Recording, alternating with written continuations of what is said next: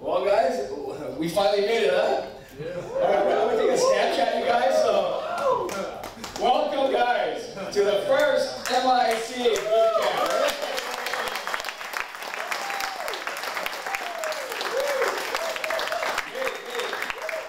Thank you, guys. I woke up one day, I was like, hey, man, we just launched, why don't we throw a free boot camp? I didn't really think over what that entailed, and it turned out to be so much work, seriously. And I think that's what people think about trading too. They first come in, they go, oh shit, I'm gonna be rich. I want to fucking wake up, bang this shit. Oh crap. Before I start, I'm trying to actually reduce my swearing, so we brought a swear jar. Where are those stacks of dollars? So how about this? Someone keep track. I'm going to put $5 for every swear word, $5. Up to $1,000 we donate to a charity, okay?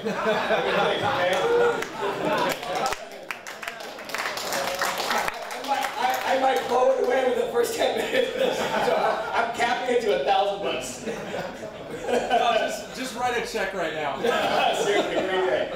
So I don't know. Someone keep a tally, okay, up here. Thank you guys. So every time, we should get a bell.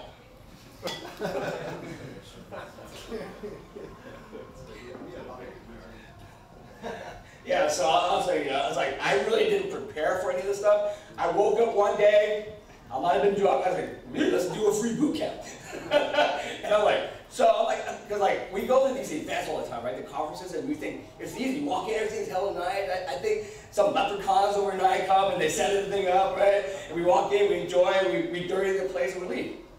But then there's a whole team behind it we don't understand, right? And so, to me, that's like trading. Most of these guys that wake up, they're like, oh shit, I saw, oh damn, wait, that's too curse words.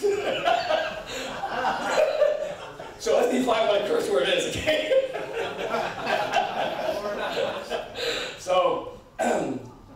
So getting back to boot camp. So I woke up and I was like, let's throw a boot camp. So I didn't know what it entailed. I didn't know that, my God, first you have to rent a space.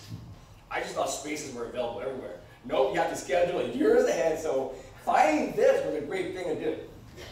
So how do you guys like the space? Awesome. I think this is much better than Vegas. So first thing I did was because I don't know anything about, I don't have a marketing team. You know what the marketing team is, guys? These guys standing here. Yeah. They're the marketing team, the HR, customer support, the guy that gets me home when I'm drunk. So that is my team. And I was like, so I was very fortunate to find this space. So so we found this 2 weeks ago. Literally, I'm like panicking. The place that we had originally was at the park.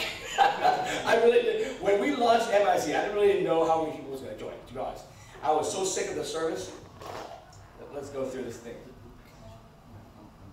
So I was so sick of the service, like that other chat rooms provide, right? Go into chat rooms. And I'm like, dude, so I've been around for a long time. I don't want to tell you, I don't want to see how old I am, but and I've seen there's no education. All it is them trying to pump their stocks to you. So what is the lesson that they teach you? They teach you, first you accumulate, you go hush hush, and then you post on Twitter. And then the stock goes up, and then some other guy buys. And now you're sell, right? That's all you see, every single service. So when the service guy is gone, and then you're like, oh shit, now I can make money. And you go home, you try and do this shit. You post on Twitter. Your 2 followers are fucking watching you. And you're like, why didn't it work? Right? That's usually how it is. So I give the analogy of me running a convention like this to me trying to learn stocks. I thought it would be simple, wake up one day, rent this space for cheap. And I called up Las Vegas and they're like, 100 grand. I was like, what? 100 grand? So that's why I was like, let's do it in the park. So we found this space. I'm not going to say how much, but pretty much you guys are getting your money toward there, pretty much. And so it leads me to what I say about stocks. So people think it's easy. You wake up, you buy a stock and it's going to go up 100%, no problem. You know, and so then the reality hits. You may get lucky a few times, and then you know you're screwed. So I said, you know what, I'm going to start a service where I'm going to teach you how to trade, and I'm not going to tell you anything. I'm not going to give you the picks, right? I'm going to teach you to fish. So you guys can follow me a long time. So let's do this. Let me take a quick survey up. Who do you think is following me for the longest time on Twitter? So tell me how far back. 5 years. 5 years. 5 years. Do me a favor. Find me a tweet. Whoever gives me the oldest tweet you got, let's show me from the date, okay? You guys can take this out, you don't have to do it now. So find me the oldest tweet, I'll put it up. Like a reply to me or a mention to me on Twitter or whatever it is, okay? That'd be a cool thing. So let me tell you the history of SC. So, well, I talked about a lot of this in the training videos. So I woke up one day and I mean, I've been depressed a while. I mean, I've been doing this for a long time. And after a while, it's not about the money anymore. Because in the beginning, it's a chase for the money, and then you make money, and then you want to make more money, and then imagine you playing a video game where there's no end, right? And it's like after a while, you get all your gear, your weapons. There's nothing else beyond that, right? So it gets really boring, and then you get depressed because all your life you're thinking, hey, I'm going to reach a certain point and be happy. And I'm telling you, that's not enough. And if you chase purely for money, you're not going to succeed in this game because this is hella hard. You have to be passionate and love what you're doing. So expect to have losses unless you're a genius in the beginning. And the only genius I know are the guys that are actually cheating in the system, right? I mean, you have to, the problem is this. Yeah, I can teach you the mechanics of trading, but it's the discipline on that. So let me start with the history, how we did it. So we woke up, I was very depressed for a long time. I left Twitter because I'm like, dude, it's all fake, I don't care, you know.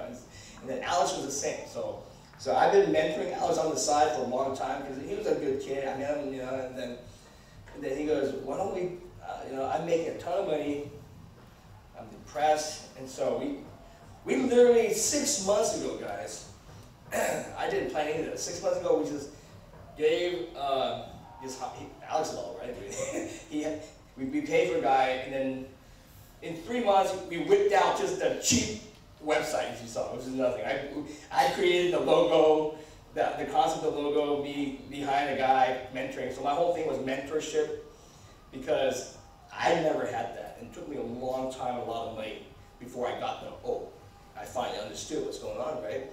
And so I lost like probably 100 grand at least before I figured out what the hell I'm doing. And so when I started a new service, I wanted it to be a mentoring service. I really feel, this is my honesty, that mentorship is the shortcut, okay? The shortcut says it, and that's the way you do it, because as a mentor, I've been there, I've done it. And do you want to repeat my mistakes? You see what I'm saying? So it's like a parent. A parent tells a kid, don't drink that Clorox bleach, right? If no one's there and the kid looks at the Tide, remember that Tide Pod challenge, stupid thing, right? They're eating the detergent, you know? And so, I mean, that's a story, I mean, a stupid example, that's like mentorship. I mean, the kid don't know. Just like you guys don't know, you shouldn't be chasing crap that, you know, people have been pumping, right? You know, it's just stuff like that. So I wanted to use my losses, and because it takes a long time to develop like what you need to do, right? Because a lot of times, like, so the way kids learn is they fall and they break their leg and they don't do it again. Sometimes the kid needs to break their leg 3 times, right? Before they realize, do not jump off the monkey bars like that or whatever, right? So it took me a long time. So we started this so that I could actually give back. And I hopefully, it's been only a month, guys. I thought it was like more, I thought it was like we've been doing this for 6 months or 6 years. Because it feels like that because I've been doing this for free for Twitter and helping you guys for a long time, right? So I mean, the only difference is now I can focus more and give more details into what I've been doing. And let me introduce to you guys here. This is Alex. What's up, guys?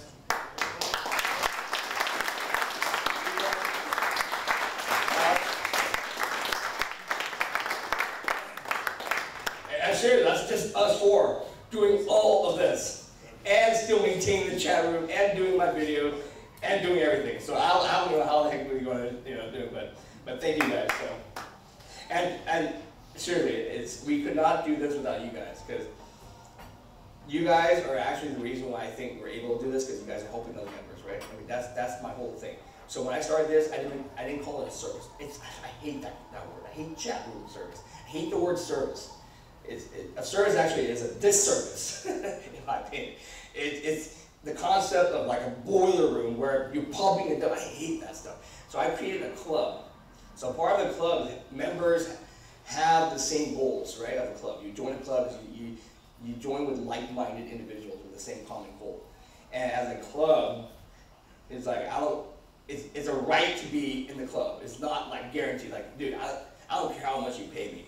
If you're an asshole, sorry. I mean, you know what I'm saying? If you're a bad individual who's there to pump it up. So my first thing I told the guy, I don't care if you're my partner, my mentor, whatever, if you're pumping shit, you're out. You know? And so you notice, this is probably the only club that don't pump anything. It's weird, right?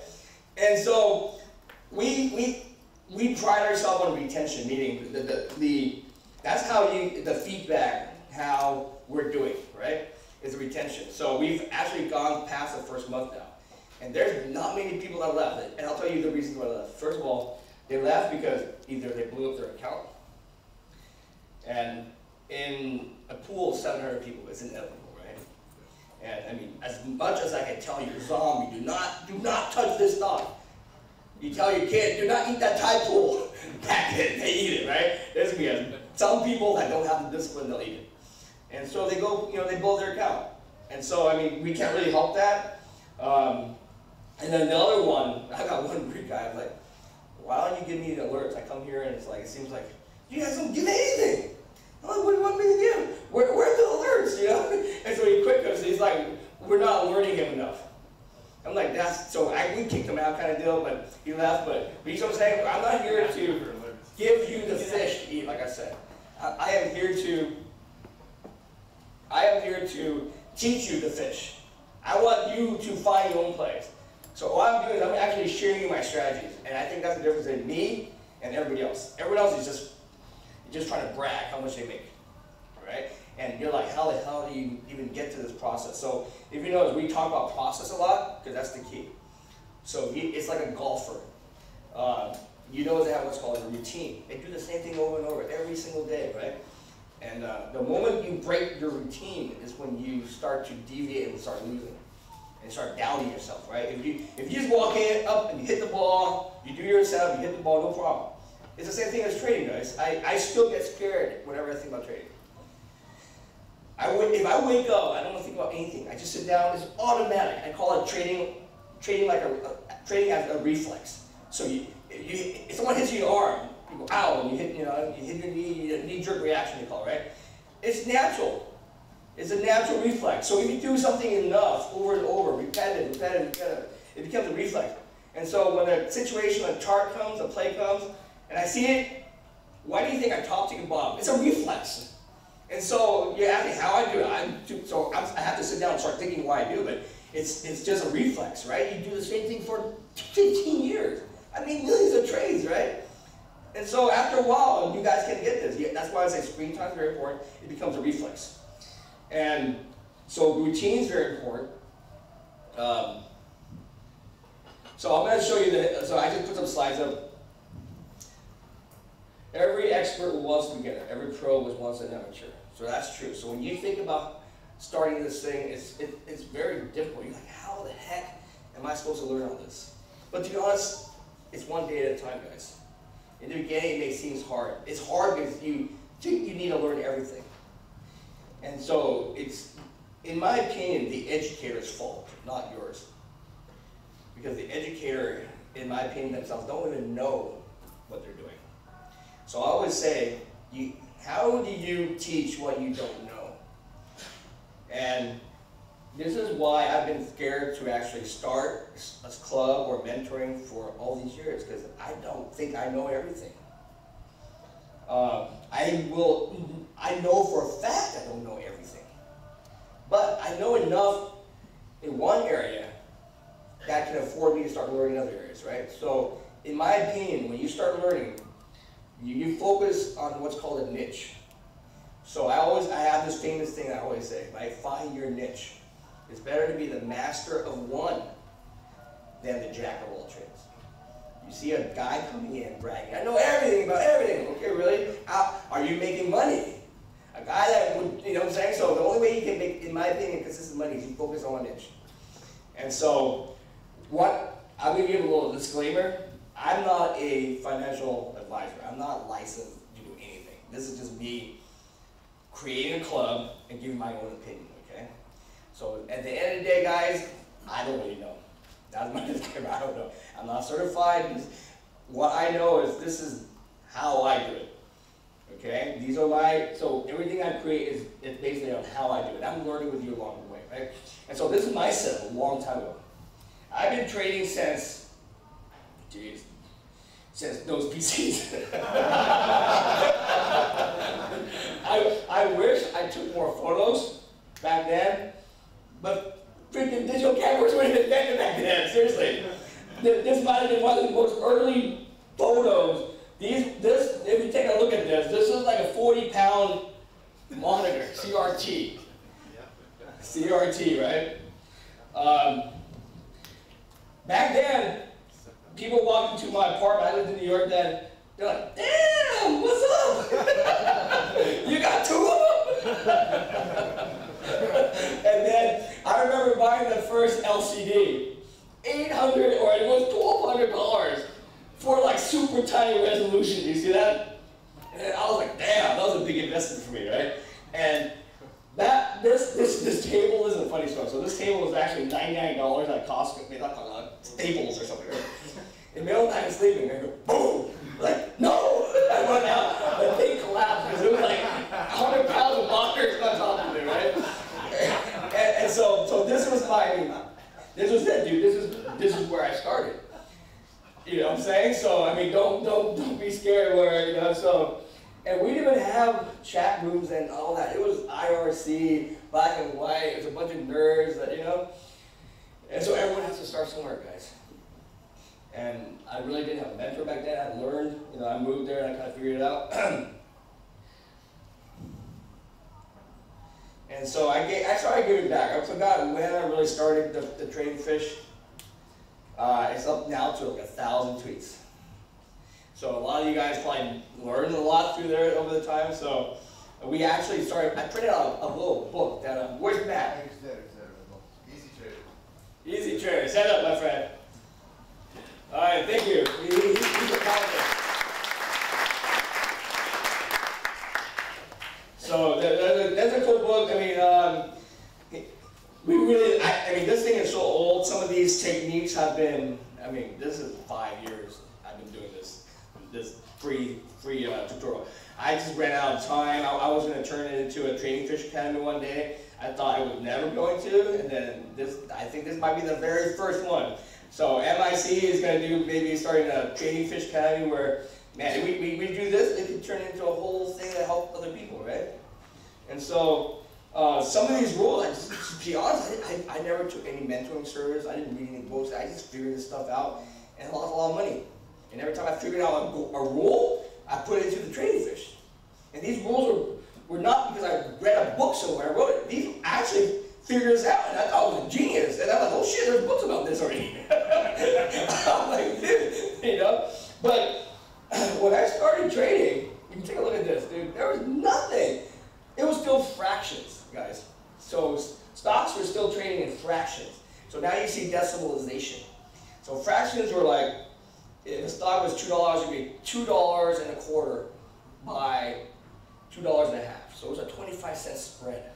So you imagine a $2.25 by $2.50. Who the hell trades like that today, right? You'd be like, what the hell, right? So that was a crazy environment back then. So the market makers and the brokers were making a killing. They're just making money off the spread, right? 25 cents on a $2 stock is like 10%. Every time they hit you with a transaction, they're making 10%.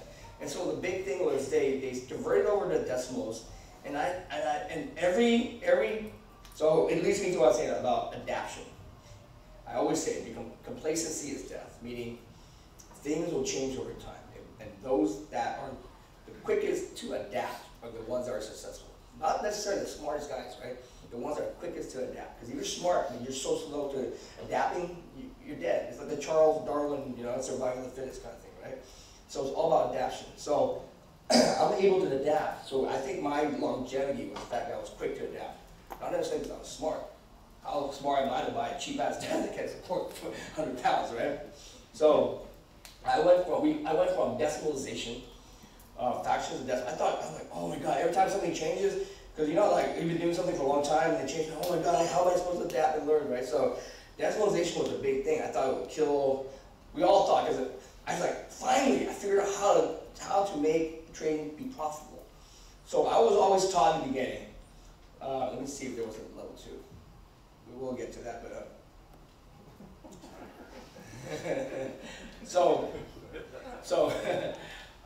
because like the big spread I was talking about, right? There's like a 25-cent spread. So I finally figured out, because in the beginning you never know what level 2 is.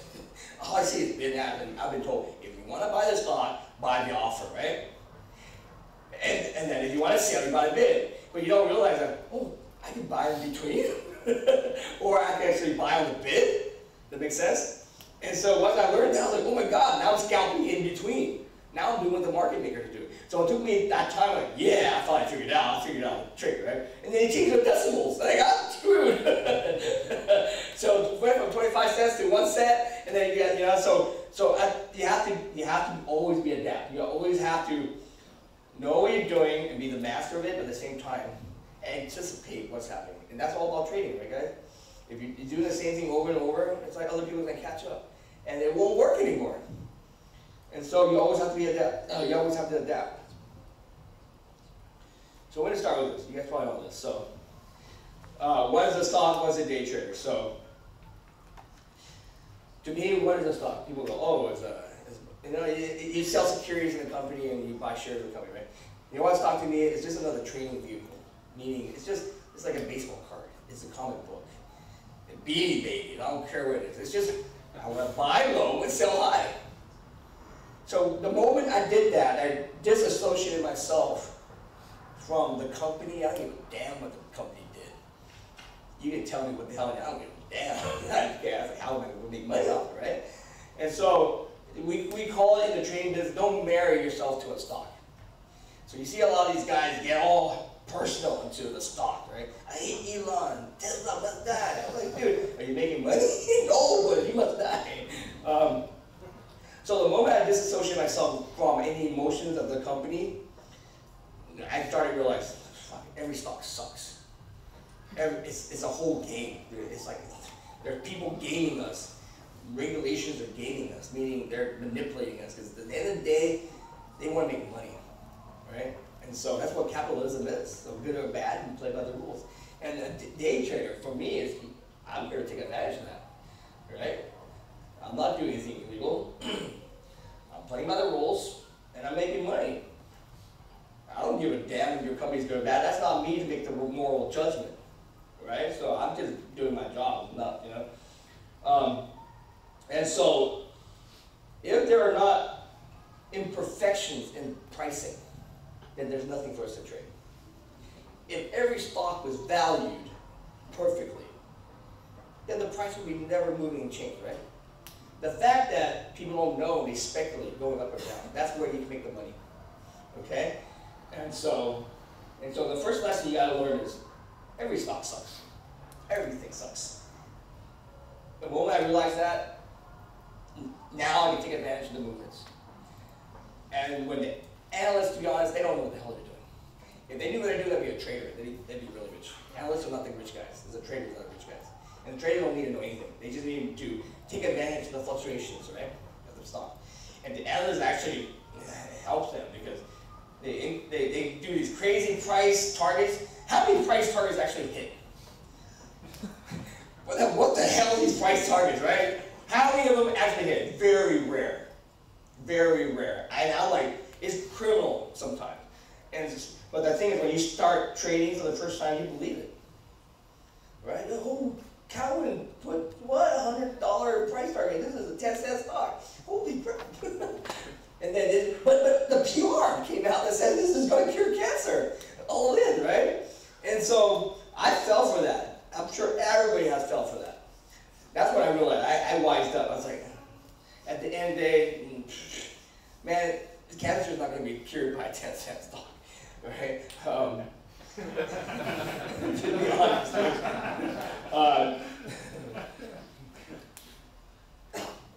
So we're going to get to those rules, because based on all my losses of curing cancer, I came up with a rule.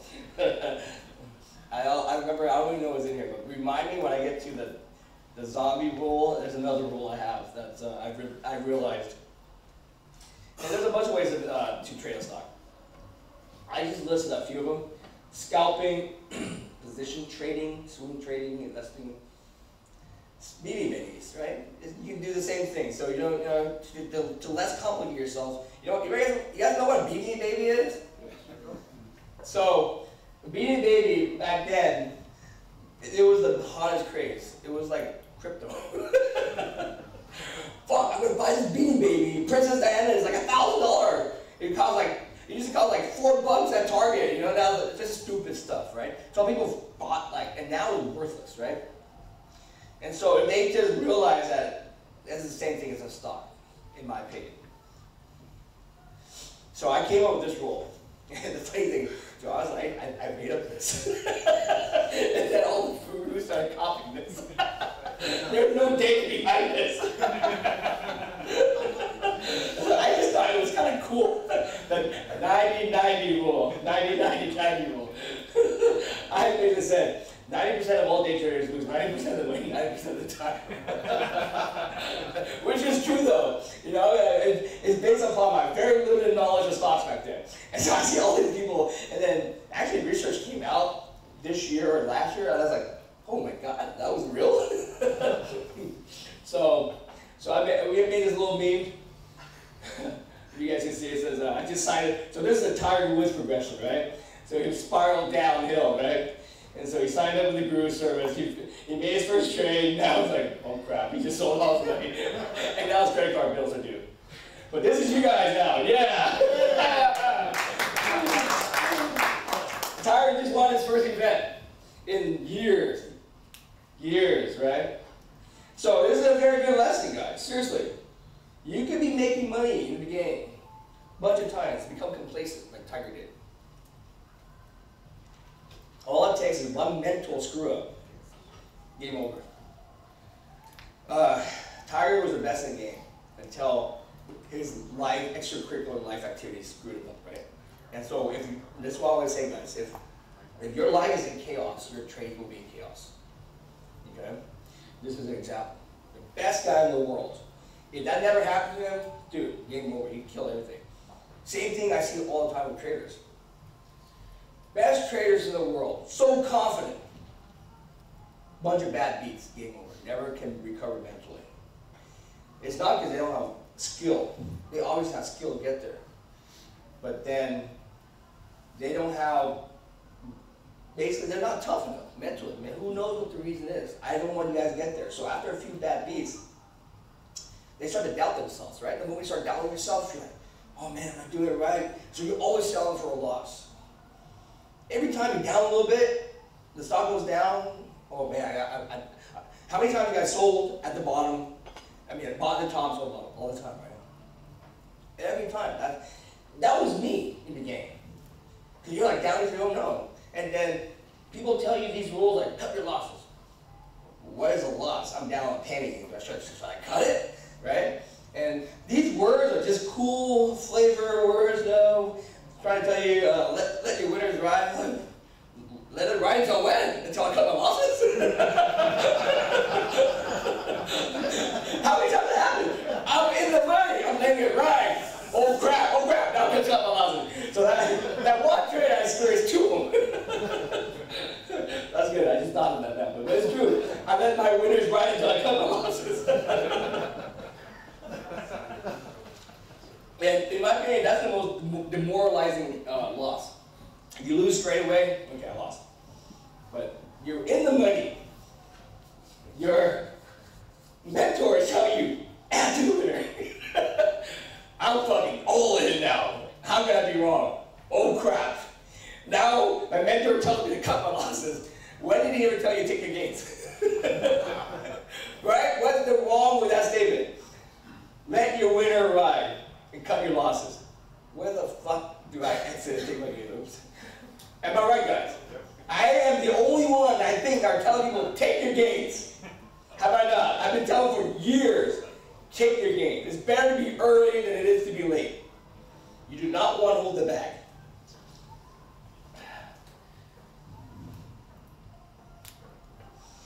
So it comes down to the reason why I think people are unsuccessful trading stocks. They don't have a repeatable process. They do not have a routine.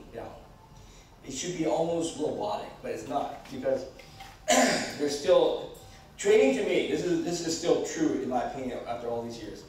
Is mostly mental discipline. I can teach you all the strategies in the world, give you the blueprint, teach you the mechanics, and you still screw up. You enter through, you be greedy, don't take your gains, or you hold on too long. All that can happen, right? Because it's like the thing in your head is like fear of missing out, envy, greed.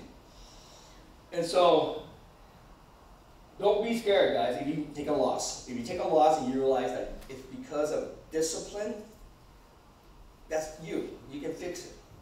If it's the mechanics, then you need to ask for help. Meaning, like, I don't understand how to get a repeatable good strategy to make money. And to be honest, not many do, so don't worry about that. The best traders, I think, let me see. The best traders are not necessarily the smartest people. But what they are is the most disciplined people. This is what I learned in long life, right? I mean, when I started, I thought I was the smart guy in the world. I was like a math project growing up. I was like, dude, I don't need anybody. So then I realized, yeah, I made money in the game, but then I would lose all my money back. That's because I had no discipline. So the sooner I cut off my ego and realized, dude, I don't know shit, is when I started to actually learn, right? So I always say, guys, the only thing in trading, the only thing I know for sure is that I don't know. And if you take a look, some of the most successful traders come, where the hell do they know? This is, so I always say like this, guys. Is trading a hobby, gambling, or is it your career? It's completely fine as a hobby, but if you want to make it a career, it's a completely different game. Okay, so this is not in my slides, but I'm gonna tell you how I started. There's a book, Momo Traders, that there's a code MIC. If you go to momotraders.com, the author gave me the code for us, so it was $25. You can get it for $25 instead of whatever the retail is. Yeah, right there. So there's a book. You can go to the website. I did it for charity. There's a chapter that will be in it, and it details my history. And there's also a chat with traders that is on Google. You probably all see that, right?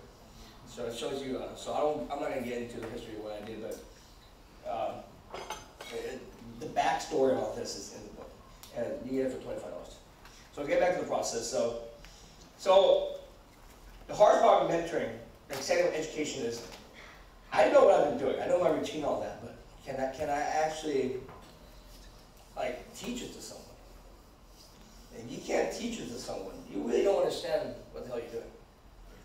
And if you're explaining stuff that a guy that don't know anything about stocks doesn't understand, then you're not really educating them. The best traders, not necessarily the best educators either, right? I mean, it takes a certain type of education to teach. To be a bunch of super smart guys, but they don't know how to articulate it well. So that's why the company is always sales, development team, and all that, right? So you need everybody in the process. So, and I realize that everybody has a different skill set, and so me telling someone you to be technical and figure out the derivatives of this, find the angles of slope, you know what I'm saying? It may not register a guy that's not mathematically inclined. And so every trading style is going to be different. And so a lot of people fail because they try to emulate too much, copy another person's style. And at the end of the day, day, you have to create a style that matches your personality. Okay? You can start with a blueprint, but make it your own. Because if trading is mostly mental discipline, in my opinion, at least 70%, guys. At least 70% is all mental discipline. If it's mental discipline, then it's going to be personal to you. So you need to make your trading strategy personal to you. So the way I teach you is my own. You can change it, do whatever you want. It doesn't matter. You don't have to do it. It's just the thought of, if you can pick up a few tips or tricks to put into your own trading strategy, right? That's awesome. That's the whole point. Mine is a accumulation of probably like thousands of other people's formulas, right? So I pick what matches my personality. I've traded all sorts of type of styles. I used to be a very short-term bias, like a tick trader, scalping. So scalping is, the word scalping, I don't know why people hate it, because it's the arrogant guys think of a scalper as a piker, like a punk, like a little kid, don't know what he's doing. But you know what, man, so that got into my head a lot of times, because I made a fortune scalping. A fortune. So good, the SEC blocked me, because they thought it was fraud. So I gamed the market makers own game, you saw that book. So the market makers banned me, that was a real story. Because I was going in between the bid. They say it's not allowed. Who the hell says it's not allowed? I see them do it all the time. It's not allowed because they're the only ones that are supposed to be allowed to do it. So they're the only ones that are allowed to cheat, right? So imagine you play against a team and only they can use steroids. That's what it was, right? And so they created all these rules and regulations. Now it's, you have to have $25,000 to make more than 3 trades. So that essentially screwing you. Because they can't, to be honest, this is very good news for you guys. If you see all of these regulations like that, it means that the retail side, the little guys like us, are doing that damage. Why would they create a rule to help us? Where in life has government created anything to help us? I don't want to get those. It's to profit something for someone else. It's all about lobbying, right? Especially, so think about it. I go to the casino. I make 3 blackjack bets. Sorry, sir, you must leave. You can only do 3 bets a week. you think Vegas will fucking like live? Gambling does more damage than trading stocks. They're letting me drink and gamble. Oh, but for alcoholics, we recommend you use this service. They want you to drink, but they're pretending to offer you Alcoholics Anonymous rehab, right? They want you to drink. They don't have windows. They don't have clocks. Dude, it's just for, you know. And then the government comes in and says, well, you need $25,000 to day trade because we're protecting you from losing your money. What the fuck is Vegas? So the fact they're doing that, you know that you can beat the system. Right? So you should think this system is beatable. If it's not beatable, they wouldn't put these stupid regulations on. The reason why they're doing this, because you know how hard it is to be only to make 3 trades? You can't scale in, you can't scale out, you can't do the shit that they're doing. Does that make sense? They don't want you to create the volatility. They're assuming that they want this. They want a grandma to come in, buy a stock, sell it 3 years later for a giant loss. Or 3 months, or whatever it may be, right? They don't want you to take advantage of the system. Because you know what? Who's taking advantage of the system? The algos. The black boxes are there all day long making money. Right? And why 25,000 arbitrary? But the reason I bring it up, this is kind of off topic, but in my opinion, when I see that, it means that we can make money. Does it make sense, guys? Yeah. So be confident you can make money. And making money is what? Being able to trade more than 3 times a week. So these guys are doing investment. Yeah, sure. I mean, they want you to invest because they don't want you to trade. Right? To be honest, guys. So that's my opinion. There's huge arguments against that. But the key is always to have a good process and through discipline. How many times have you been right but lost all your money? Right? Trading is all about timing, right?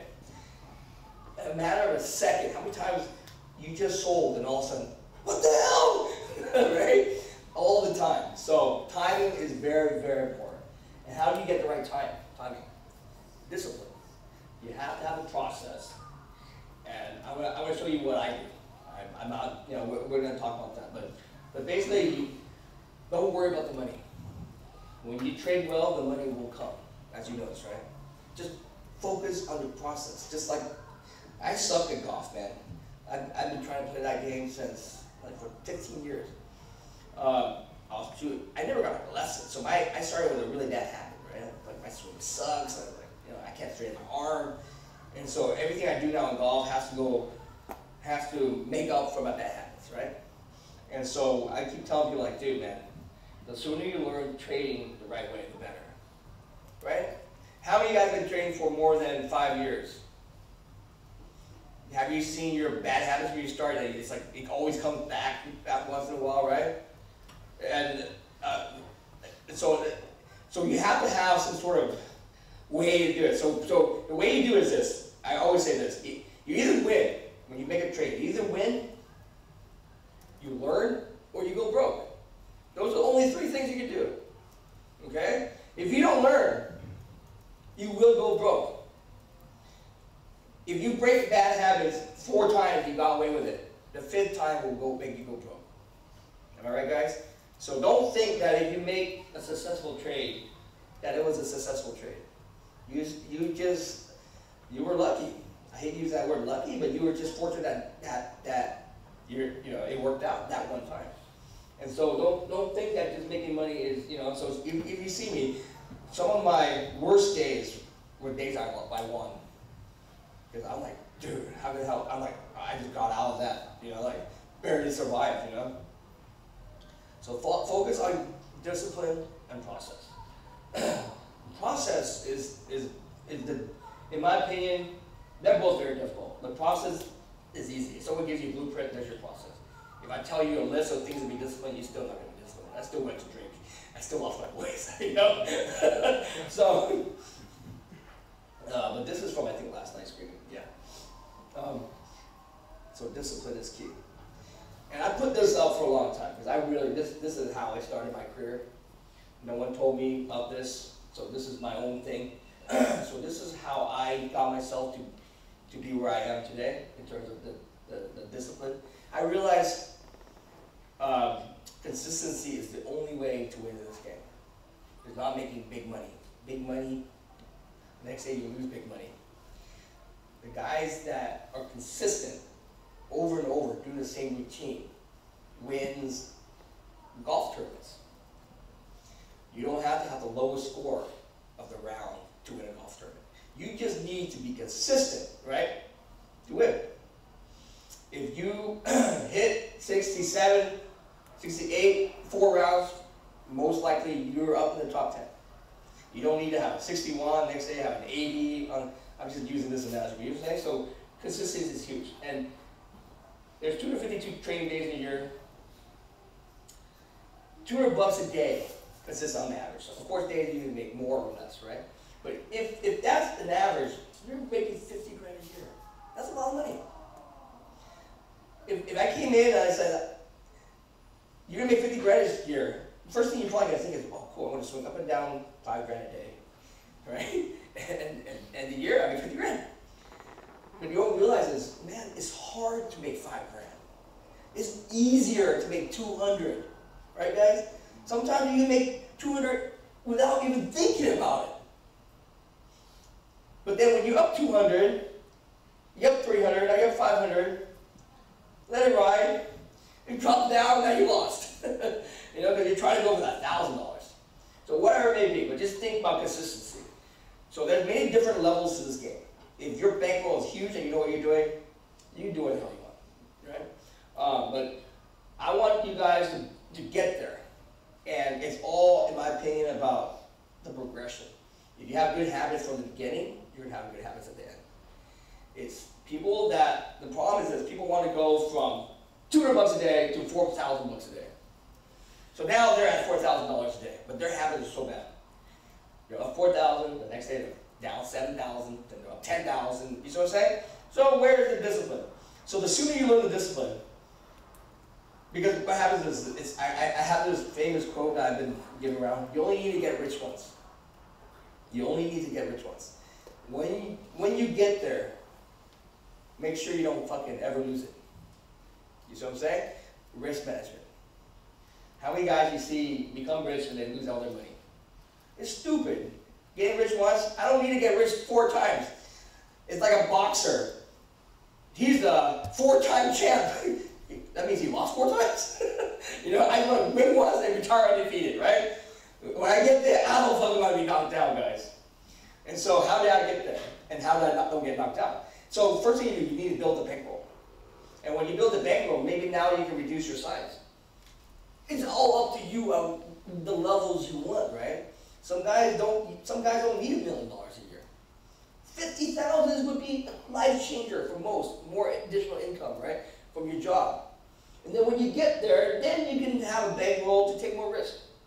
And seriously, that's what I started making $300 a day, guys. $300 a day. And then I lost all my money. And then I took my money, so I lost my money multiple times a game. But so I didn't understand this concept. I was like, yeah, now I'm up fucking 4,000. But then I would lose everything in the next trade. So the hardest part, I think, to making it is this. First, it would be understanding what to do, and then getting consistency, right, guys? And so you'd be consistent. I would have in the beginning, like, I would win all the time. I'd be up 5 days straight, sometimes 20 days straight. But the problem is that the first loss day is the one that kills me, right?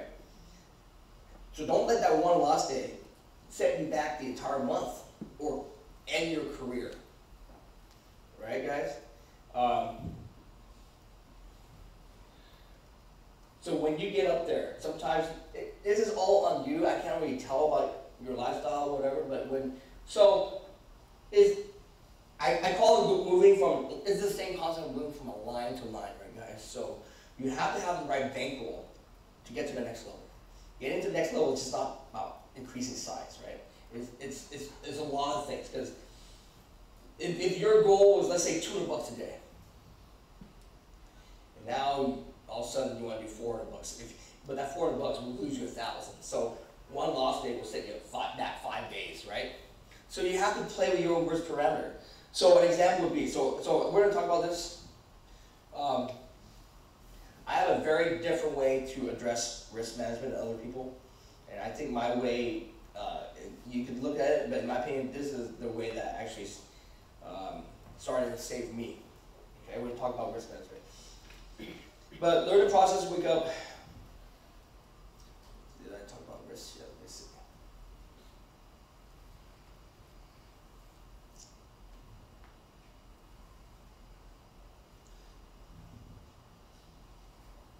If I don't talk about risk, I think we're going to talk about, but we're talking about process. So I just tweeted out. What I do when I wake up. So you have to have a routine, right? So start having a routine. I wake up at 4 o'clock, 4:08. I don't know why 8. I just like the number 8, right? 8 is like one number. So everything I do has an 8 on it. It's kind of stupid, but I'm so superstitious. So do not tell me any more superstitions. I have too many already. Seriously. I can't even toast with water, because some guys are, why are you toasting with water? It's bad luck. I'm like, fuck, now I can't toast water. So I'm always drinking. Good excuse. Yeah. It's bad luck not to drink. No. But, so when I wake up, I have a routine. And a lot of the routine actually before you even step on the computer, right? Seriously. This is really stupid and kind of gross, but I'll tell you what it is. I wake up, I need to go to the bathroom. You need to get that shit out of the way. I'm not joking. I'm not joking. I'm talking number 1, 2, 3, 4, whatever number you got. So I do my routine, and I train my body. My body's an athlete now. I train it to, so now I actually wake up before the alarm. So my body wakes up at 4 o'clock every day. You've been doing this for 15 years, and you're right, you get to a routine. And my bowel movement is like right on at 4:30 before the market, right? Sit down, whatever, right? So I'm telling you, it's a routine. If you get this, because you know what happens is, guys, I be in trades, and then there's deviations that come up. I get a phone call. I get some sort of distraction, go to the bathroom, or whatever it is. I use that as an example, but it breaks your routine. Then you're like, what the hell am I doing?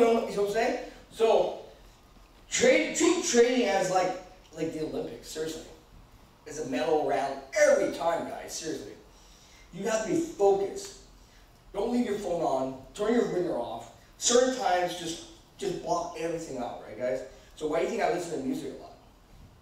I put my music on, it calms me down, it gets me in a good mood. It makes me not be fearful, because I'm serious, man. When I sit down, I'm like, when I think about, oh my God, IGC's gonna kill me today. IGC's gonna kill me today. Right? And I'm like, holy crap, what is it gonna trap? What is it gonna trap? And so we have those doubts. It's a self-fulfilling prophecy. Right? So I'm very positive, and so therefore I think positive. It's a self-fulfilling prophecy. You think you'll lose, of course you'll lose. And if you're scared that day, don't go to work. Do not go to work, right, guys? It's better not to be in that situation than to be in that situation and force yourself into a bad situation. How many times you wish you never woke up to work? You're like, I knew it, dude. I'm drunk. I'm hungover. I shouldn't have been up to work. So the process is not even. I put this up here, but it's not even the stocks anymore. There should be a pre-process. You need to feel well. You're feeling sick. You have trouble outside of work. It's okay, man. The market will be open tomorrow, right? How many times do you get a fight with someone, or someone bugs you? And so this, I do that too, man. I break my routine. This is what happens. So nowadays I try to focus my routine and block everything out during that time. And once that time is over, I can do whatever I want, right? So the way I do it, but this is just for stocks. I wake up and I see what's moving. Could be moving up, big, or bottom. I like stuff that move up.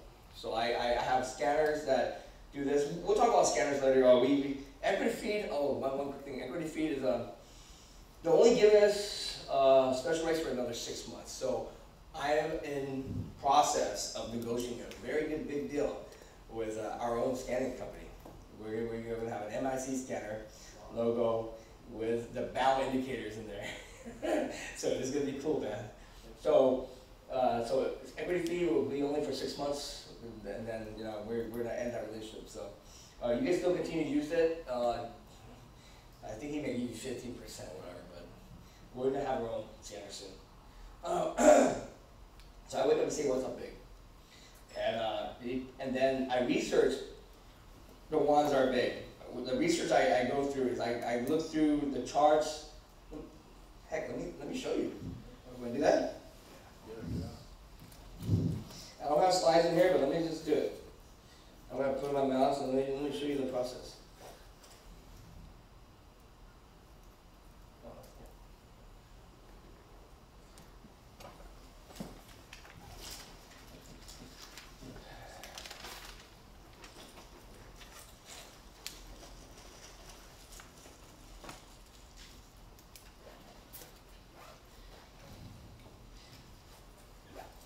Wake up to see what gapped up big.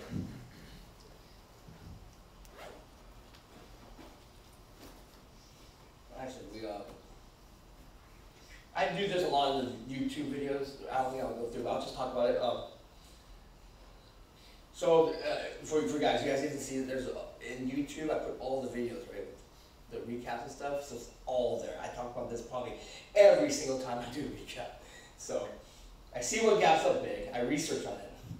What research entails is this. I look at the chart, I go back. I keep going back from, I start with a year, and it's not enough. I go back to 2 years, and I see the chart. And I see if it's worth it for me to continue researching. Basically, I call it, is there enough meat? Is there enough meat for me to eat? If there's no meat, I don't need to continue my research, right? And so I see if the stock is gapping up enough where it interests me, and then I look into the filings to see if it's being diluted. I'm not the king of filings. I don't need to be. I would like to be, but I can't be everything. I want to know more. But this is what the club is about. Some of you guys are experts on finding dilution, warrants, and all that stuff, right? And so if you guys are experts, come help me and help the team, right? But what I look for is very simple clues. I look at the PR first to see why it gaps. If you do not know the reasons for the gap, it's very dangerous to trade on that. So when I don't know the reason why it's up, I'm scared.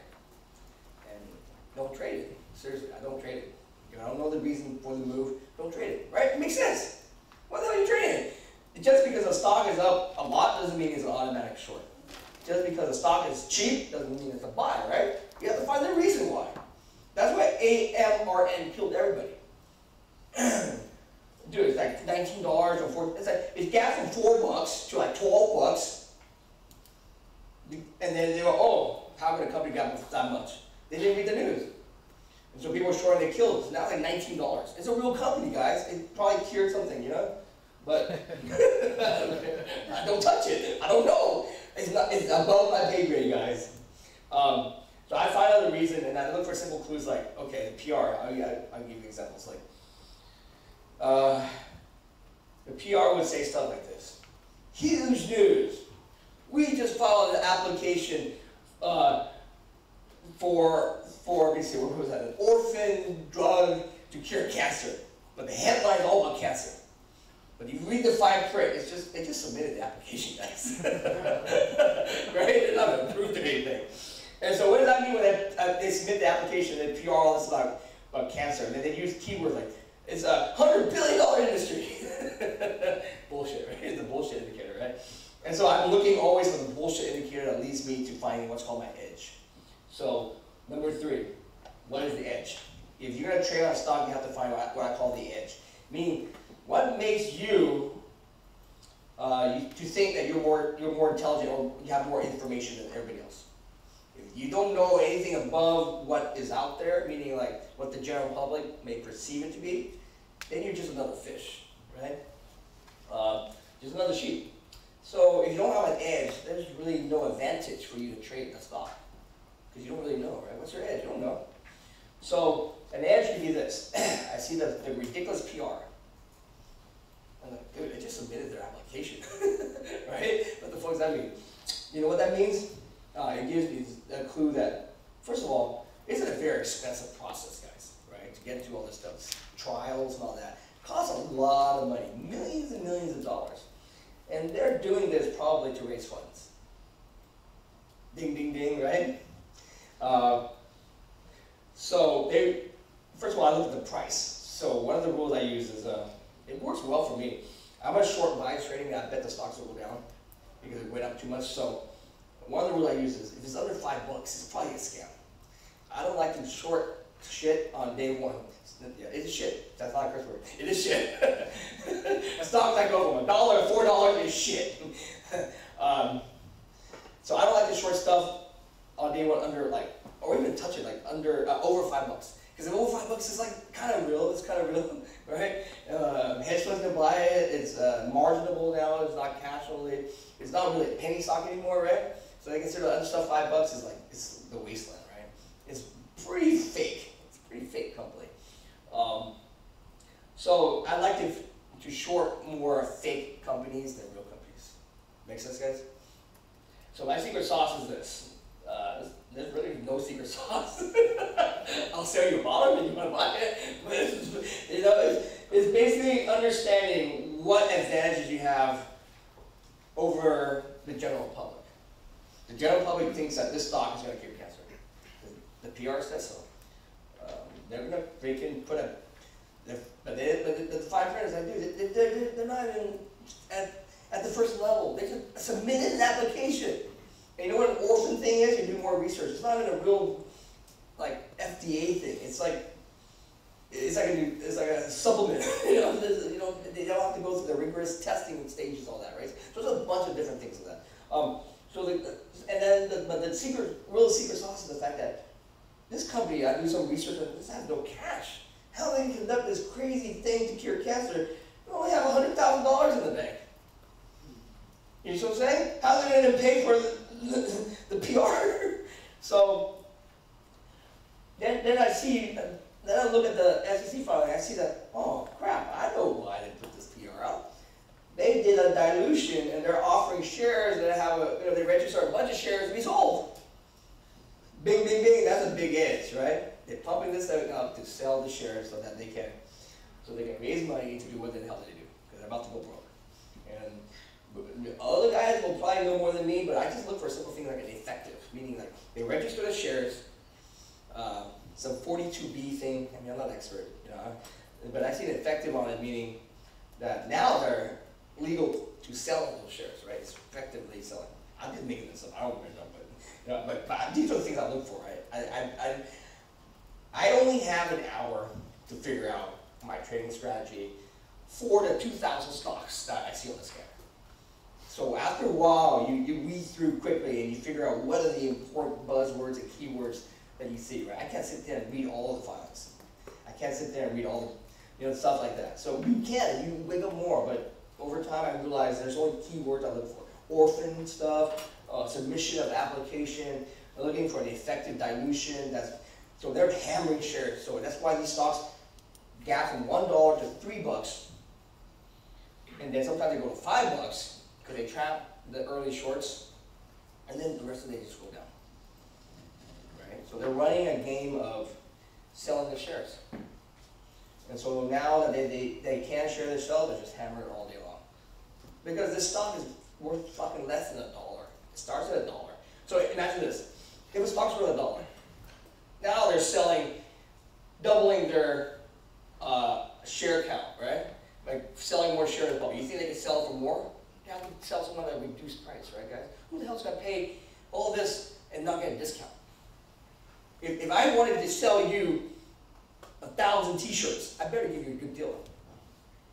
Right? So you consider it like that. So now these stocks are like, they're trying to sell you 10 million t-shirts. You better get a damn good deal. So there's a lot of games. What they do is this. If you don't see them offering yet, meaning like have a prospectus on a sell, so you see a stock go from $1 next day, it slowly starts to move up. And now it's at $3. And now it's like $10. And you can't find dilution. Ding, ding, ding, they're about to dilute. So what they do is they run it up. So the stock was at $1, right? So let's say they run it to $5. So now they can go back to you and say, oh, the stock is at $5. These t-shirts cost $5. I want to give you these t-shirts for $2.50. We got like 10 million of them. But you're looking back like, last week was $1. But nah, dude, look, right now they're $5. You're getting hell of a deal. You take it because you think you can dump it and make the scalp at $2.50. Little you know, the moment you sign the paperwork, you wake up the next day, boom, it's at 80 cents. Because they put out that PR. You guys see this all the time, right? They run this shit up so that they can sell it to some sucker. It's not a sucker, it's their in-network. It's all a scam. Okay, so don't quote me, don't sue me. My opinion. But I mean, if you think about logically, every single time it goes up, like IGC, now it's at like $4, dude, right? $4. They dumped like $50 million, I think $150 million, some crazy amount of stock. And they always like, so they give, so you see these offering prices, like, dude, they're ridiculously low for a reason, right, guys? They're giving you freaking like, so you have to, so once you learn that, you see the keywords, and you see, you'll pick it up more as you go. So it becomes like the pattern. That's what it is. So I call it the 3-day rule. So we'll talk about more later, but now I'm starting to see that the algos are more smart, and they're picking up on the fact that we know this too well. So don't always rely on the same pattern working all the time. It's always shifting. So last night I was telling the guys, the 3-day rule used to work all the time, meaning it would go up, and then the third day it goes up a little more in the middle. It usually always tanks on the third day, right? And I lived by this rule for 5 years. Made a ton of money off this rule. And the same rule for, and so I would ride it up and short it on the third day. Easy money. But the more people do it, the more they can start tricking now. Now IGC ran for like 10 days. So you have to be on the lookout for certain waves and patterns. And the reason I like smaller, cheaper stocks is because a lot of times the bigger stocks run. and the small stocks are what's called a sympathy play. It's not the real play, like the head of the monster, we call it.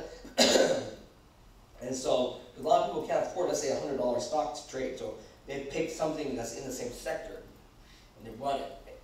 And so a stock that's $100 now is running up. They're gonna pick out like a cheap stock to pump. It's all pump and dump, right? So I call that a sympathy play.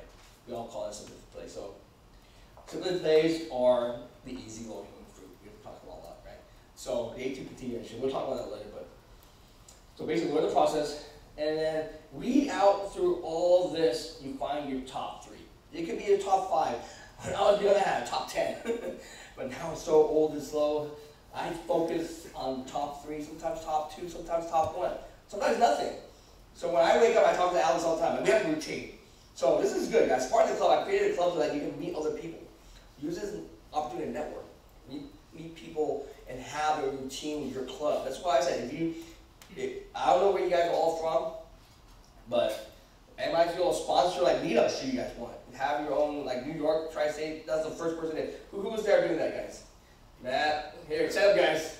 You guys are, this is the ground, trailblazers, stand up, man. So they're from New York.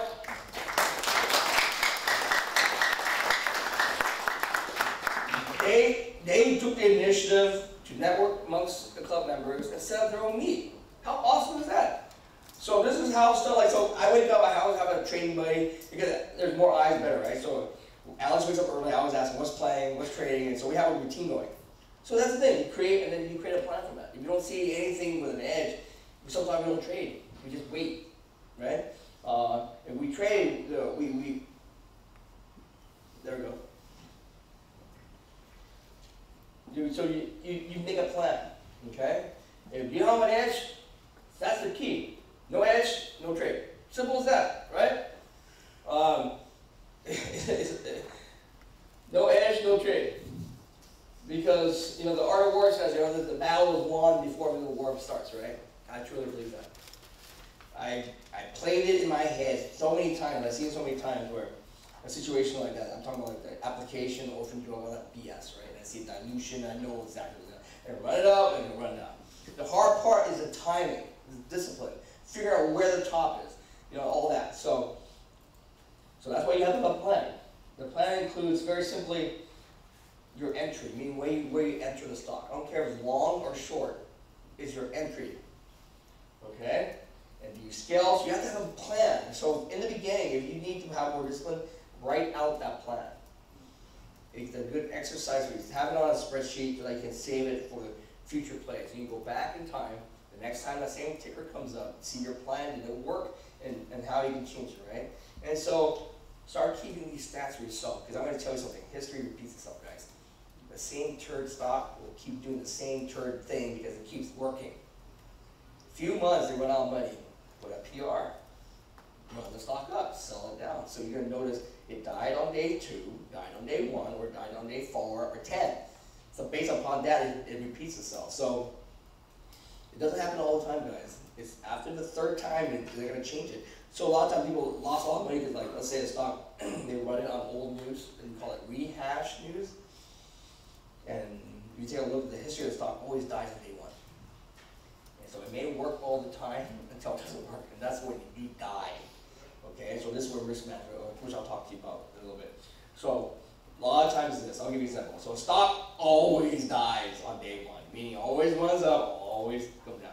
So you can always bet that if you short, just go size and hold it, you'll make money, right? Because it always dies on day 1. Until it doesn't. If it doesn't, it kills you. So I don't want you guys to get in that situation. So we'll talk about that risk, but it includes the entry and the exit. So a lot of times it's this, guys. People always talk about, what's your exit? I mean, what's your stop loss? Why is it so negative? What's all God? For me, where am I going to take my profits? If you already start, if the first exit you think is about taking a loss, you shouldn't be in a trade, dude. Right? Too many people focus on fucking taking the loss. I focus on where I'm going to take my money out. So seriously, I make the plan, where am I going to enter? Where am I going to fucking take my money? And then the next one is the stop losses. So a lot of people don't have a plan to take profits. That's why they don't profit. You have to have the profit plan. Stop focusing too much on the risk. Of course you have to focus on risk, but you have to save time to learn how to take money out. Okay, so a lot of the time, right? A lot of problem you guys have is when to take the money out. In the beginning, take it out early. It doesn't matter, just take that money. And then later on, you learn that you took too early or you took too late, right? So you have to have a plan. So, right, we didn't put that down, but where to take profits, in my opinion, is what's lacking right now in the education system. Where to take the profits. I've been quoting this for like 4 years. Trading is mostly mental discipline. Be patient. I keep preaching patience all the time, guys. Remember, you only need a few good trades, right, to basically make the money each day. That's the truth. So, I compare this to playing blackjack at a casino. Imagine if you play blackjack and you're able to not have to bet until you see your two hands, two cards. You think you're going to lose? Meaning, you come to the casino, I give you your two hands. 6, nope, I'm not going to fucking bet anything. 17? Nah. 18? Okay, a little bit. 20? All in. Right? And then the dealer hits 21. Oh, fuck. So, now we're going all in. So, okay, I'm going to talk about that too. But 20 is pretty good. Maybe 9 out of 10 you will make money, right? At a casino, or break even. So you bet more on the starting hands at 20 than you do at 19. So it's the same thing with trading stock, guys. Why are you entering fucking with a 6? Why are you entering early? Why are you chasing, right? All those are bad habits. Does that make sense? Think of trading as being able to play blackjack, where you don't have to bet until you get the hand you want. It's patience. You'd be sitting in the casino all day and never get a 20. Who knows? It's the same thing as poker. 2 starting hands in poker is very important, right? Same thing. So wait for your starting hand, because the moment you enter, it's like your brain's already screwed up. You're in the laws, all this stuff. So entry in this game is everything, guys. I'd rather you guys miss the trade than to be in too early. Because if you get in too early, man, discipline goes out the roof. You're averaging down doing all sorts of bad things, right? And it basically messes you up. So entry, it's okay to miss, man. It's completely okay to miss. If I go to the casino and I only play 20 hands, 20, I'm just making it like 20, right? Or like in poker, it might be better than that. I'm sitting there just for pocket aces, not even pocket kings. I might get 1 the whole session, 8 hours of sitting there. Pretty sure I might win more than the other starting hands, right? I'm just making it up, whatever. So, same thing with trading stocks. Wait for that perfect entry. And over time, you're going to know there's no perfect entry. But it's good enough or close enough, and then you can see, you can take chances once your bankroll grows, right? But in the beginning, just practice discipline. Imagine if you have the discipline to sit there for freaking even half an hour not making a trade. That's an eternity for a day trader. Sitting there like, I can't, you know? So you wait for that perfect entry. And this is where it all screws up. It's your mental psychology, your lack of discipline. And I attribute it to basically, it's like the Bible stuff, man. 7 deadly sins. It's all there, guys, seriously. Your lust, gluttony, greed, envy, pride, all that stuff. That's the reason why you break discipline, to be honest. The biggest one is FOMO, the fear of missing out. This is what kills everybody. I mean, this is me every day, guys. So don't be disheartened to think that you can't be disciplined. The thing is, like, so you always have. It's very personal on how you solve the lack of discipline. Remember last week when I knew these stocks was going to kill me, so I left the house. Remember, it's that extreme. Sometimes I have to leave the house because I can't control myself, because they're so good at trapping and playing with your emotions, right? You think you have a 20, you do have a 20. Guess what? They have 21 all the time. 20 is not a winning hand. It's 90%. So when the 10% loses, make sure you don't lose your 90%. Make sense? This is what I'm telling you, the biggest hurdle in trading. You make your money 9 out of 10 days. It's a 10th time that kills you. Because it always works until it doesn't. So you always have to have a good risk management to be able to take that one loss, not lose your 9 days. And I'll show you how to do that. So fear of missing out. Chasing the stock too early. Because you're like, I don't want to miss it. Everyone else is doing it. Dude, this is the killer, man. This is the killer of everything. It's greed, envy, jealousy. And then you have revenge trading, where you lost the last trade, and now you're pissed off, like at a casino. I lost the last hand. I'm going to double down on the next hand, right? And then you lost again. So take the emotion out seriously, dude. If you are pissed off, leave the house. Don't stay. There's nothing good that happens. Okay, you do revenge trade and you make money this time. What's going to happen? You're going to think that's the correct way to trade. It creates bad habits. And so the next time you do revenge trade, you lost all your money. Simple as that, guys. In this game, it's all about the habit, because you're doing this thing so many times a day. So it becomes what's called the law of large numbers, right? The law of large numbers. You may miss out, but man, is that one time you don't miss out, and you try to get early, that kills you. So, and then this is another thing too. I call it makeup trade. Crap! I should have entered that stock. I put my limits too high. I should have changed it down. If I changed it down, I make hell of money like all these other guys. And so the next one I'm going to make up. I'm going to change the way I do things. I'm going to enter early. Oh crap! I just lost. You know. So yeah, this is I call it the hindsight trader. Meaning the coulda, woulda, shoulda guy, right? So the next one is going to do the makeup trade. Because he coulda, shoulda done that. So now he's going to do it for the next trade. But every trade's different, right? Every trade's different. It doesn't. The next trade doesn't give a damn that you missed out. Basically, it's this. It all comes down to is if you have a plan, it's okay. You can trade anything you want. You can break any rule you want, whatever, as long as it isn't your plan. So that's what I always say. Make a bunch of. Another good trick is make a bunch of index cards every time you write it down. But it doesn't. So I just say use a spreadsheet. In the beginning, just track your trades. Give the reason why you're entering, where all your things are. So you have a plan.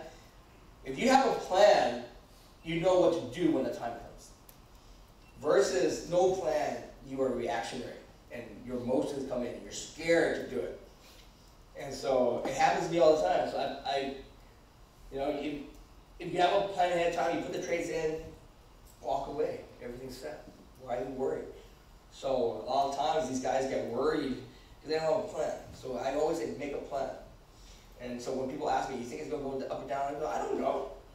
Just make the plan and stick to the plan. Remember what a plan has? Is an exit plan, stop loss, all that stuff, right? We talked about this before. There's another deadly sin, being complacent and lazy. You've been doing the same thing for like a year now, you've been working, and then you expect the next one to work, and you get lazy, and now your system doesn't work anymore. So always be on top of the game. That's why this game is very difficult. Things change all the time. The economies change. The way to do, they're smarter. Remember, these algos are learning. Artificial intelligence is learning, right? They're learning, dude. If you stop learning, you're dead. How the hell do you compete with these robots? I post this a lot. You can read it on your own time. Excuse me, on Twitter. But so for the guys that are wanting to get to the next level, it's not about sizing, guys.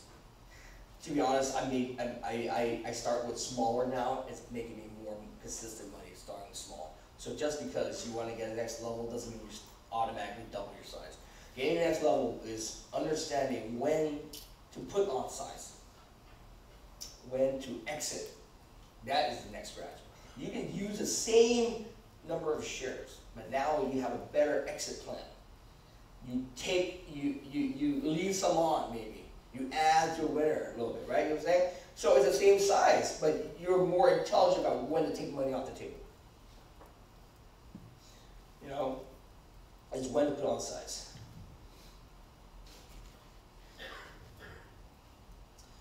I posted this thing years ago. Never ever fight the trend. Don't be that hero. I do that too. But like I said, there's always exceptions to everything, okay? Finding the trend means this trend's going up when you're shorting against it, or when it's going down, you're buying. Once again, what supersedes all this is if it's in your plan to do it. If it's my plan to try to fight the trend and cherry pick the top, my plan includes a risk and an exit. If it's in my plan, it's okay. Put it into your plan. I'm willing to lose $200 fighting this role. And you'll see, you'll track if it's working out for you or not. If it works out for you, keep doing it. But it's in your plan to be able to lose only $200, right? Because to be honest, no one knows. Seriously, no one knows. These are just, what is the trend, dude? It can change within a second. But if it's in your plan to be able to try to do that, then you do it. Oh, and then if you lose enough money, you realize that's a bad plan. Don't stop doing that plan, right? And I always say this. Okay, we'll talk about the back. The risk, this is very important. So I think this is why I do differently than other people. There's a bunch of ways to do risk management, meaning if everything's going your way, it's fine. You can hold on to it forever. But what happens when things don't happen? And risk management includes taking profits, guys. Okay? Too many people are only focused about when they lose. Being focused on when to take the money off the table helps you to hold the stock longer. I call it cushioning. If you have a plan to take money along the way, it cushions you to hold on the last bit longer, right? You've already locked in $500. If a stock goes back up, hey, I'm still in the money. You see what I'm saying? So it should not, in my opinion, be all or nothing. I play it very safe. I may not make the most money because I take off early, but it also means that I'm locked in, I don't lose the money. Right? This is a job. Every day I'm coming here not to have you guys hitting like buttons on my Twitter, right? I'm here to collect money, right? And so I want to see money. So there's two ways to make money. Going for home runs, and hopefully you don't strike out more than you hit a home run.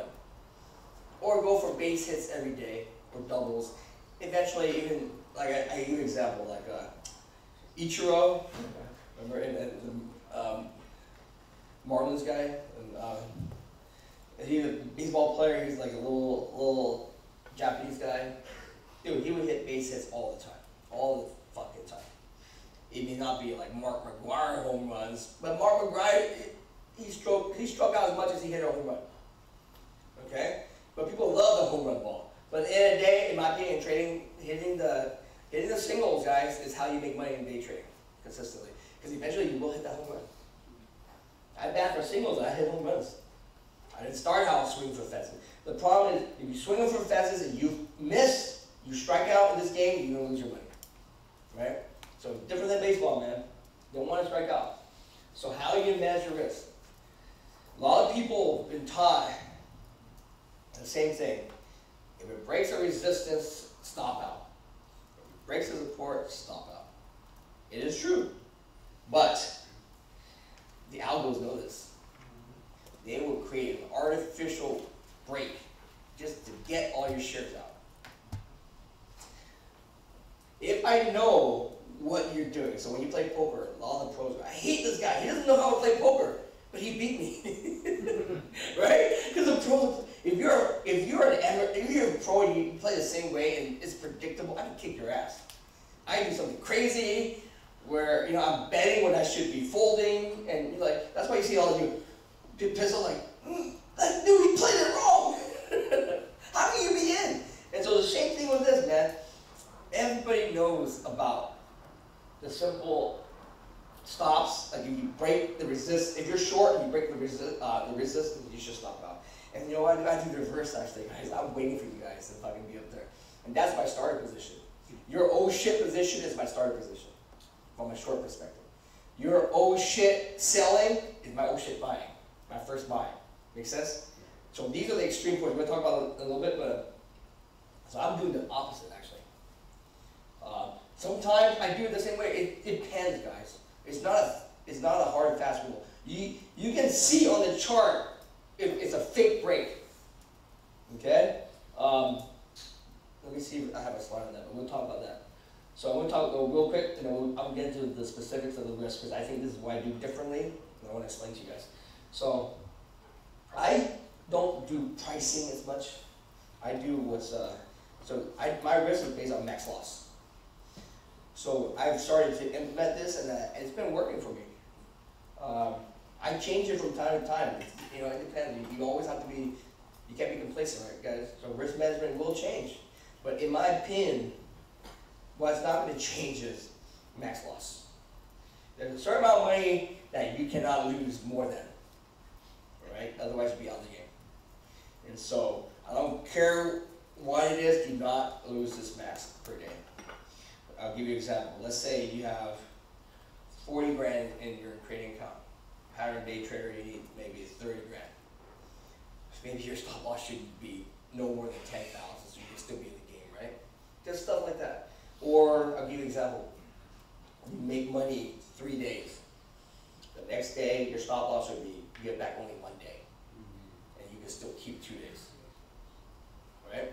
So in my opinion, the max loss doesn't matter about the line and all that. Now you don't have to worry about them tricking you and stopping you out at the top or stopping at the bottom, because I don't really care. I will keep being in the trade until that max loss hits. I give it time for the trade to work. You see? Now you're not scared about break of resistance or support. You don't have to worry if they're tricking you or not. You have a game plan from the start. When you make that game plan before you even enter the trade, you're the most clear, right? Most clear-headed. If you're in the trade, you change your game plan, it's kind of risky. Unless you know what you're doing, it's like because is it your emotions playing with you? You see what I'm saying, guys? And so a lot of times, like I put my orders out, and then when the trade comes, I'm scared. I pull my order. And I thought that was right after all, because I put that order before I even made the trade, so I was most clear-headed, right? But things, of course, things come up during the trade. But so I use a max loss. So you can call that max. Trade per day depends on your account, right? You decide what that max loss is. And you then do the reverse engineering to calculate all your entries and exits and share size, right? You can do that. This is where max comes in. If your max loss is $1,000, and you want to buy 1,000 shares, that means it can move a point against you, right? So now you can calculate and scaling in 250 shares, whatever. So all this can be figured out, right? And so it might be a max loss. But the max loss does not mean losing the maximum amount. That is the key, guys. The sooner you realize your plan is not working out, get the hell out. Save yourself some money. This is the problem, in my opinion, about using the support and resistance simple numbers as your stop loss, because it's like that's basically your max loss. So in that scenario, if you use that risk parameter, you always will lose the max, right? Because if it's in the middle and you realize it's wrong, you're gonna go, I'm gonna let it ride. So in my strategy, meaning this, max loss does not mean losing the max. The sooner you realize that the trade is wrong, get the hell out, guys. Don't let that get to that situation where you have to lose the max. And that comes down to this, the 10-30 rule. So it took me a long-ass time, a lot of money, a lot of money. I was like, man, I'm almost there. I'm like, I need to solve one thing. I couldn't figure out what it was. I was very consistent. But then it's that one loss that kills me. I couldn't figure out my risk. The perfect risk. And then I tracked when I lost. I realized something weird happens around 10:30. These are all market time. So 10:30 is at 1 hour after the market opens. Volume starts to slow down. The algos start to take advantage of you. And they are moving shit like this, wide. Because there's no opposition, meaning there's not enough volume, so they are dictating where the stock moves. How are they able to do that? I'll tell you how these algos work. They sit right next to the NASDAQ price servers, because They pay them hundreds of thousands, millions of dollars to sit right next to the quotation service. They are, it's scary, guys. It's in that book, Flash Boys. It's real, man. They see a snapshot. NASDAQ, they pay NASDAQ for this, dude. NASDAQ is a for-profit organization. Okay, think what that means. For profit. How do they get profit? They sell their data. They sell certain privileges to the highest bidder. And this is what I think is wrong. That shit should be regulated by the government. We should all have a fair fight in this game, but we do not. We do not. So what they do is they can see your order, guys. You place an order, you put a stop, a hard stop, meaning you place stop. I will sell out at the $10 line. I guarantee you, every fucking time they will take out your stop. Every fucking time. If they don't take your stop out, that means they jumped your order and never hit 10 bucks. It went from 9.99 to 10.01. And they said, hey, you never hit 10. Your limit is 10. You see the games they play? They see a snapshot. They do this in milliseconds. And so it's very dangerous to put that in because they sweep the whole market, the order books, and they calculate. If I take all the orders out, can I make more money? Because there's some other orders up there. Right? There's always other guys' orders all over the place. And so they can do a sweep of you to make money. They'll sweep your ass, sell it to the next guy, drop it back down. And you're like, what the fuck happened? All in a second. You said you go up and move. What the fuck? You guys lost my money. Right? They call it a flash crash. Purpose. And what happened in flash crash? Oh shit, you guys made too much money on my error. I'm gonna break all your trades. You're like, what the fuck? I finally got an error in my favor. Dude, it's all in it's fake, dude. It's fucking there's a game in you, right? Dude, they cannot lose, I'm telling you. When you fuck up, if you actually hit the hand and you typo, I did it so many times. Call my brother, can't do anything about it. But it's a flash crash.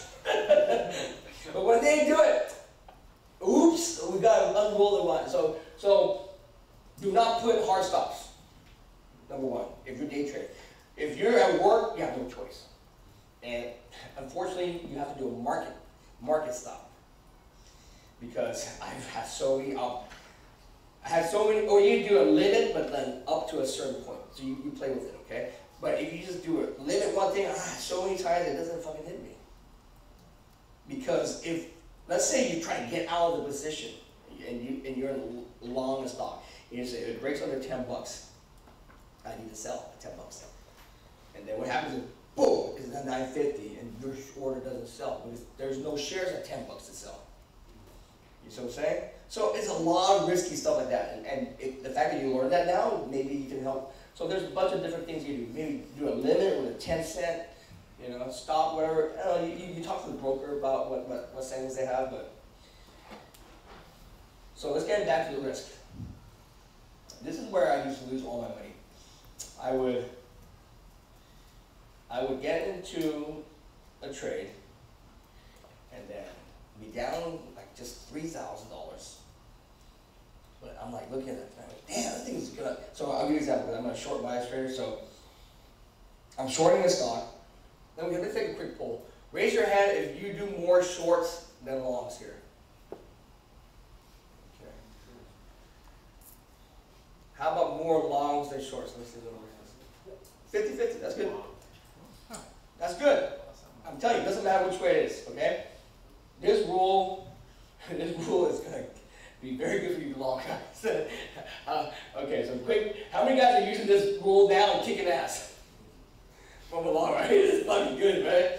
So I'll tell you from the both perspective. So this is how I lose my money. So a stock gaps up, and then I'm short, and then it's about to break down. I add more, because that's what it says, right? Oh yeah, it's confirmed. It's confirmed. I add more. Oh shit, went back up.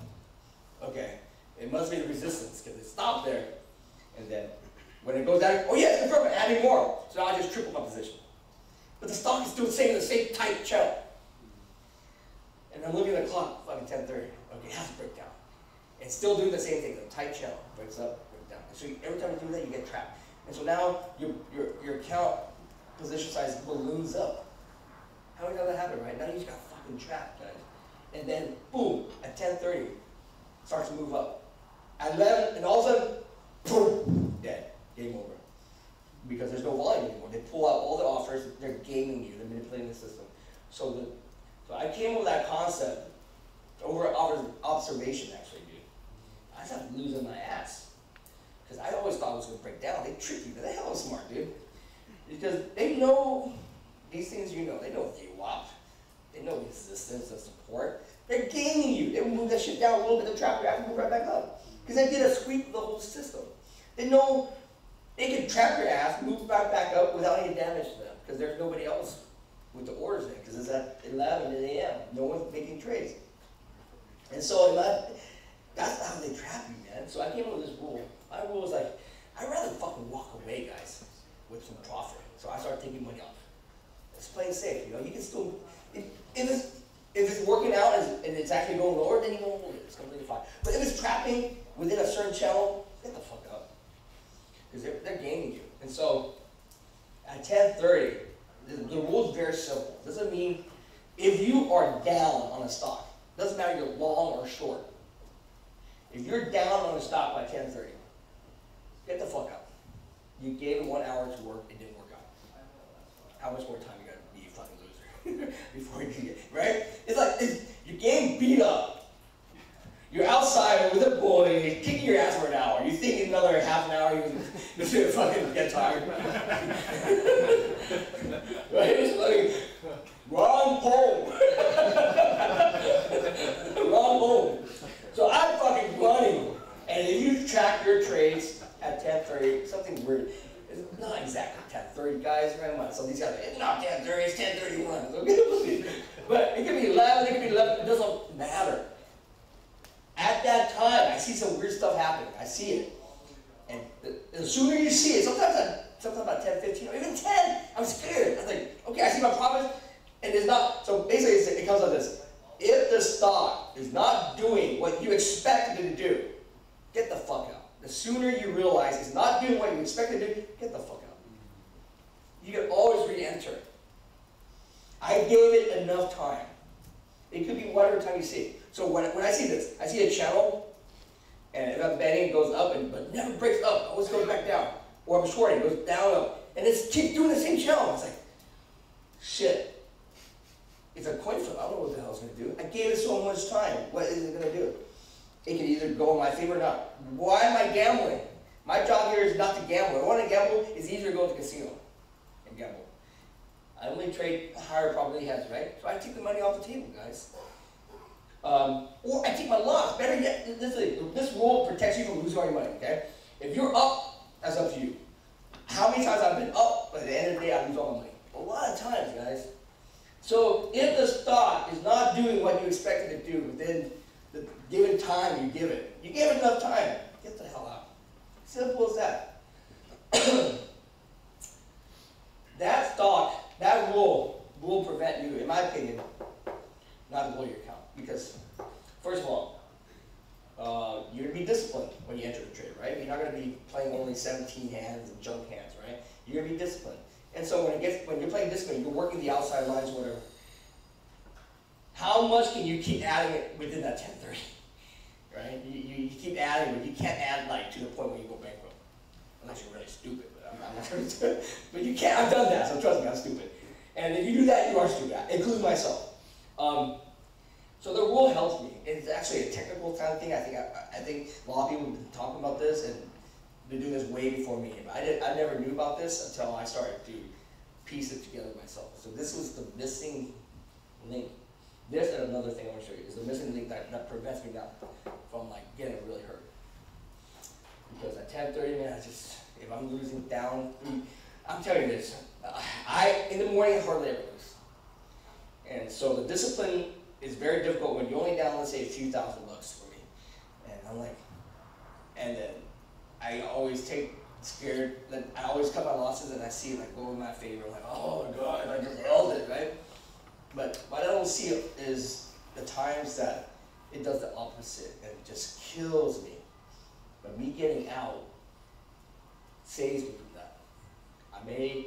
It may work in my favor to break that rule, now, but that one time you don't. You can ask Alex, you can ask anybody. We all went through this. If it does not do what you wanted to do by 10:30, guys, start to think to get out. If you see it keep channeling around that, you want to take a risk, the risk is on you. It could go huge up, it could go huge down. But as a day trader that wants to make money every day, I'm not here to gamble, right? So 10:30, guys, we made that rule, and you get. So now how do you take advantage of that rule? There's two things. One is that, so I'm down $3,000. I'm starting to take I start to take my losses. Even though my max loss, I'll give you an example, is 10,000 a day. My max loss 10 does not mean I'm willing to lose 10,000 a day. I'd rather lose 3,000, and that will be a day of loss, whatever, versus 3 days of loss. You know what I'm saying? So I'm up every day. I'm making $3,000 a day for 3 days straight days, so now I'm up $9,000. So my stop loss is still 10 if you want, but at 10:30, I see I'm only down 3. What the hell do I do, guys? Why should I gamble the whole week of gains? Why not just get the hell out and reset for tomorrow? And then I found this interesting observation around 2 o'clock, 2:30. Strong stocks that go up start to peak. Because, you know why? Between 10:30 and 2 o'clock is zombieing their ass. And as a long trader, I'm looking for the zombies to make money. Just to squeeze shorts are stubborn like me. And trust me, there's a lot of shorts that get tricked. And that's why these stocks run like crazy during that time. Because they're trapping, now the volume's gone, and there's a manipulator in there manipulating it. So if you're long, start to look for these zombies. And buy them around that time. What's a zombie indicator? So I'm going to tell you the ingredients. So this is what I like to use. I like to use, first of all, it's a day one mover. Day one, meaning it just started. Low float, where the float's rotated, meaning, let's say they have 5,000 shares on the float, 5 million shares on the float. And now it's like trading at 20,000 shares. So what does that mean? That float's being turned around. So it's a very expensive Beanie Baby everybody wants, right? So I bought the Beanie Baby, someone else knows the Beanie Baby, now you're paying more money for it. So eventually, if there's more demand, it's going to go up. So float rotation is huge, because if one guy accumulates all the Beanie Babies, and there's a huge demand for it, he can sell at whatever price he wants. And that's part of the manipulation, right, guys? And so if there's only 5 million shares in the float, and 10 million shares are being rotated already, and I buy 1 million of that shares, the demand is already, half the demand is gone, right? So I could dictate and move the stock around. And I noticed during that time, between 10:30 and 2:30, these stocks peak up. They can't go forever. They'll squeeze, and their time they'll hover, and then boom, they drop. There's a couple reasons why it needs to drop too. Profit taking, and they're cleaning up and setting up for the end of day game. So the market closes at 4 o'clock. They need to resolve their trades by then. Traders need to resolve their trades by then. So around 3 o'clock, at 4 o'clock, it's like there's all sorts of shit going on. Margins get, dude, I can't hold my position. I'm using 4-to-1 leverage. I can get out of the position. You know what I'm saying? So if you're trapped, if a stock is so overly, if the stock is a low float and is flipped many times over, right? We call that float rotation. If there's a lot of, so at the end of the day, I have to cover my shit, seriously. I'm not going to say it. The broker's not going to let me hold it short. Because I'm 4-to-1 margin, I have not enough money to hold it, and I have to close it. I'm down on the stock, right? So all day I'm down on the stock, waiting for it to drop. And if it doesn't drop, I have no choice but to buy it at wherever price you guys set it. And that's why these stocks go crazy at the end of the day, because that shorts have to cover, right? And so you can take advantage of that too. But I don't know. Sometimes it will tank, it will go up. I don't want to play with that. So I'm just taking that one observation that it peaks out and I'm shorting. Or if you're long, sell. Why gamble? You've already made that money from 10:30 to 2:30. That move is already huge. Get the money and get the fuck out. This is part of the scaling thing, okay? Does that make sense? I mean, I think this layout is what I started to realize, and dude, this is what saves me, man. I come back, I leave at around 10:30, 11 o'clock, come back at 2, you know, and then I see what's going on. In between these times, it's dangerous as hell, because there's not enough volume. So once again, a 3-day rule. We know what that is already. So 3-day rule is the theory that stocks usually go and peak out the 3rd day. How much can they run, right? Very rare instances. It's not rare anymore because they know this. But if you trade with the right risk parameter, you know, it's okay. Just start looking at this rule, meaning this. Day 1, if you're long, is more safe. Each day that comes, it's more risky for you to keep holding. So you should scale out. Day 1, you should have, if you want it, you would have a bigger share size. Day 2, if you're long, you would do some of that. Day 3, you shouldn't be in. I don't care if it keeps going up. It's too risky, right? That's the greed. So reduce your positions the 3rd day.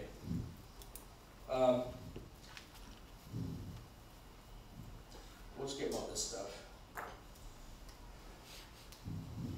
I want to get into the lines. So this is good. So okay, what time is it? I want to take a 15-minute break and we'll come back and hit these lines.